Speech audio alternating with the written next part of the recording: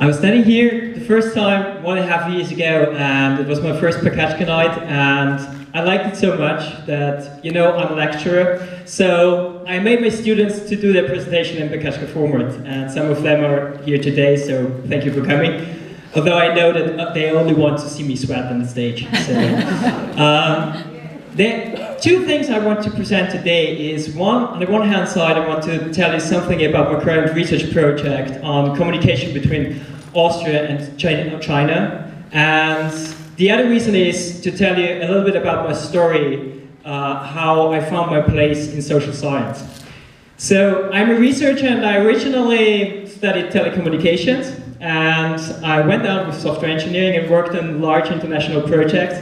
So I recognized pretty soon that communication also in technical projects, or especially in technical projects, is a really important thing. And now I'm in social science, so I have to read a lot of papers and books, and I try to find out what are specifics between communication, Austria, China, business context, and so on. And if you read that, you come across many figures and quantitative research and so on, and I thought, okay, well, that's not the way I go. So I have this crazy idea of being researcher for the benefit of people and for the benefit of organizations, and that I want to work hands-on. And I came across a very nice research methodology which is called learning histories. And learning histories were pretty easy. So you go to an organization, you are carrying out interviews about the experience of projects, of people with the project. And then you're writing together a story with many, many different viewpoints of the people, and these people then work further on improvements for the organization. But what I wanted to do is doing an intercultural learning history, so about the experience of people of Austria and China working with each other. So what I did is I was asking for stories. So I was asking what was the most formative experience of people interacting in a business context between Austria and China. And that's nothing like Geschichtstruppen. It's nothing like fish stories. It's about experience people exchange, and they open windows to their culture. So I was asking them for their experiences, and I got some of them. So this is from a salesman. Shanghai 2004. I was in China for the first time. I entered the airplane, and of course I had a certain picture in mind. You watch television, you know.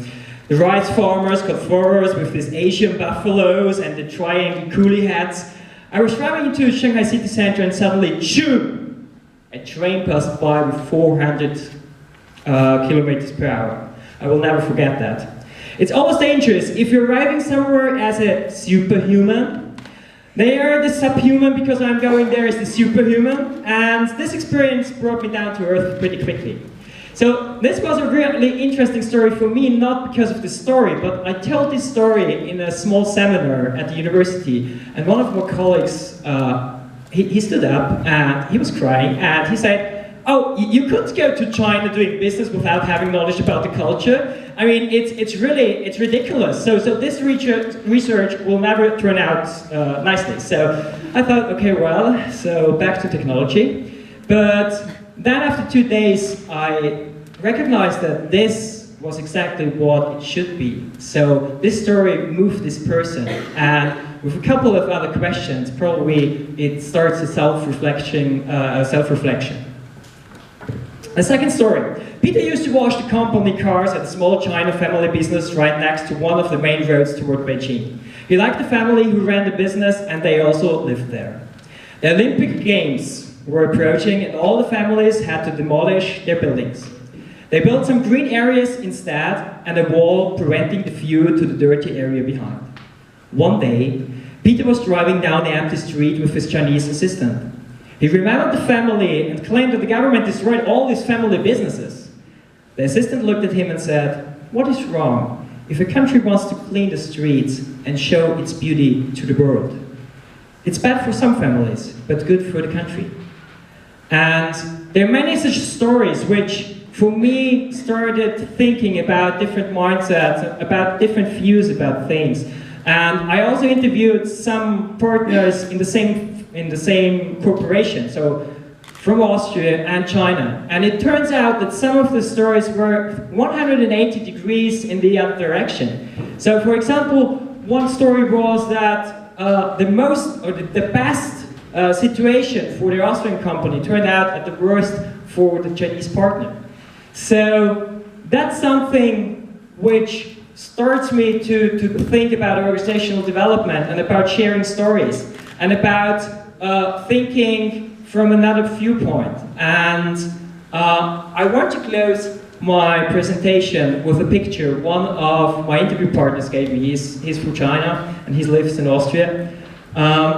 He said, after I explained everything, what I plan to do, and stories and everything, he said, so you want to open a window to the other culture? And I thought, exactly that's what I'm trying to do. So I want to open a window to other cultures to understand better. I want to open the window to people in the same organization to understand better what the motivation is of the other people. And if you're telling a story, it's also open up a window to yourself, because you start to self-reflect and you start to think about things. And Daniel Siegel, you can't read it there. Daniel Siegel is the founder of interpersonal neurobiology. He said that this storytelling makes sense of our lives, and the research is clear that it makes sense to make sense.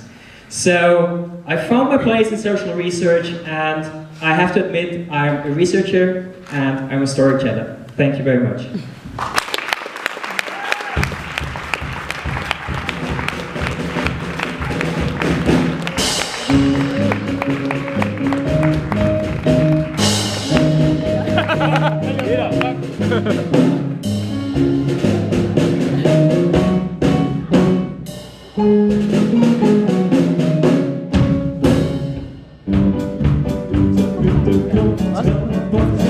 Saßen auf der Straße und erzählten sich was.